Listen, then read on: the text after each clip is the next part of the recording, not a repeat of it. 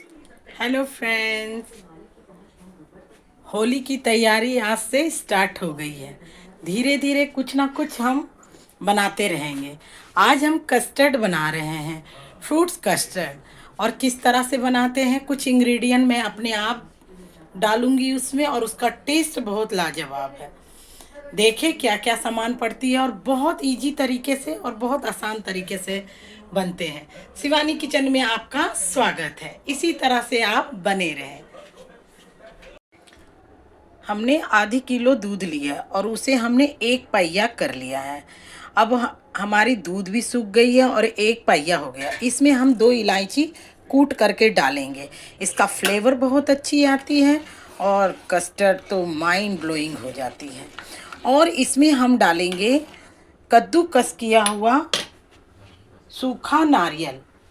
आपके पास में अगर एक आधी कटोरी है, ये डालें। ये कोई कस्टर्ड में नहीं डालता है, पर आप एक बार डाल करके देखिए, इसका टेस्ट बहुत अच्छा आता है।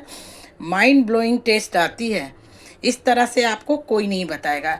ये सूखी नारियल है। आपके पास में अगर पानी वाले भी नारियल हो तो भी उसे कद्दूकस करके, और इसे हमें कम से कम 2-3 मिनट पका लेनी है। इसमें हमने डाल दिया है इलायची पाउडर, आधी कटोरी नारियल कद्दूकस किया हुआ। अब हम डालेंगे धीरे धीरे। मैंने मैंगो फ्लेवर का कस्टर्ड लिया है, उसे धीरे धीरे हम डालेंगे इसमें, जैसे हमने घोल लिया है। ये मैंगो फ्लेवर का है और इसे हम धीरे धीरे एक बार डालेंगे, फिर इसे हम चलाएंगे अच्छी तरह से।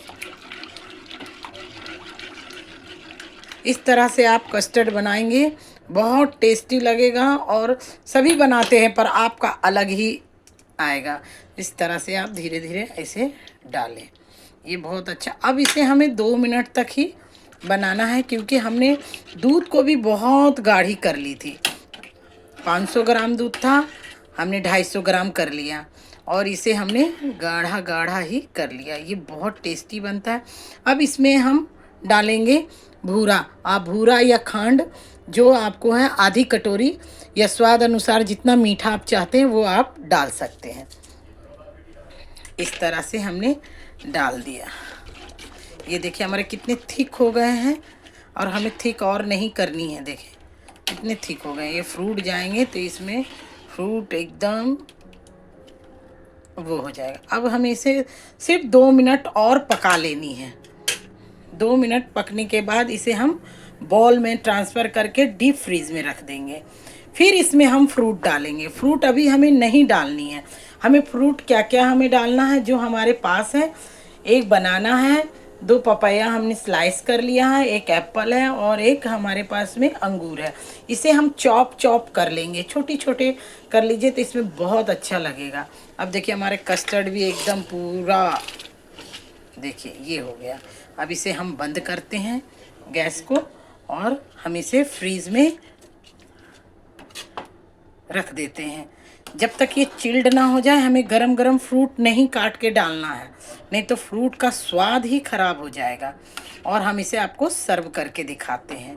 देखिए कितना इजी तरीके से बन गया है। इसी तरह से इजी तरीके से अब हम अपने फ्रीज में रख दिए हैं। इसे कम से कम आधे घंटे के बाद हम निकालेंगे और फ्रूट्स डाल के आपको दिखाएंगे। इसका टेस्ट लाजवाब है। और इसी तरह से कस्टर्ड, फ्रूट कस्टर्ड बनाएं। Thank you. अब हमारे कस्टर्ड ठंडे हो गए हैं, मतलब मीडियम ठंडे हो गए हैं, ज़्यादा भी ठंडे नहीं हुए हैं। इसे चिल्ड करके अभी भी थोड़ा थोड़ा धुआं आ रहा, पर हम इसमें अब 2 मिनट के बाद ऐसे थोड़ा सा हिला लेंगे। इसमें थोड़ी ठंडी हो जाएगी तो इसमें सारे फ्रूट हमने चॉप चॉप कर लिया है, और हमने थोड़े से नट्स को भी चॉप कर लिया है। आमंड्स है और काजू है इसमें। ये थोड़े से ऊपर में गार्निश करने के लिए बनाना, एप्पल, अंगूर और पपाया। आप अपने अनुसार फ्रूट डाल सकते हैं, और अपने स्वाद के अनुसार जो आपको फ्रूट पसंद है वही आप डालें। ये कस्टर्ड में आप कुछ भी डाल सकते हैं अपने मनपसंद। और ये कस्टर्ड किसी गेस्ट को भी, कोई आ रहा है आपके घर में गेस्ट हो, और उससे भी आप खिलाएं, बहुत मज़ेदार। अब मैं धीरे धीरे इसमें सारे फ्रूट को डालूँगी। आप जितना फ्रूट को डाल सकते हैं उतना ही बहुत टेस्टी और बहुत स्वाद बनता है। और बहुत अच्छा लगता है। बच्चे हेल्दी, ऐसे तो फ्रूट वगैरह खाते हैं, हाँ ऊँ करेंगे, मगर ये चिल्ड हो जाएगा तो एक तरह का ये आइसक्रीम बन जाती है और बच्चे भी बड़े स्वाद से ये खाते हैं। इस तरह से आप डालें और इसे अच्छी तरह से हम मिक्स कर लेंगे। ये देखिए हमारे ज़्यादा फ्रूट हो गए हैं, इसी तरह से रहना चाहिए, कम फ्रूट मत डाला कीजिए, उसमें मज़ा नहीं आता है। ऊपर से आप थोड़े थोड़े नट्स को इस तरह से ऊपर में ही रहने दें।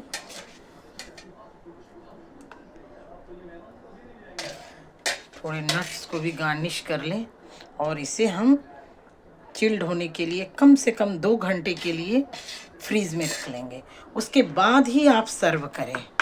यही हमारा कस्टर्ड बन गया। इस तरह से बहुत टेस्टी और बहुत स्वाद बनता है। Thank you friends, Shivani kitchen में इसी तरह से बने रहें और स्वादिष्ट स्वादिष्ट व्यंजनों का एंजॉय करें और मज़े से खाएं, बनाएं।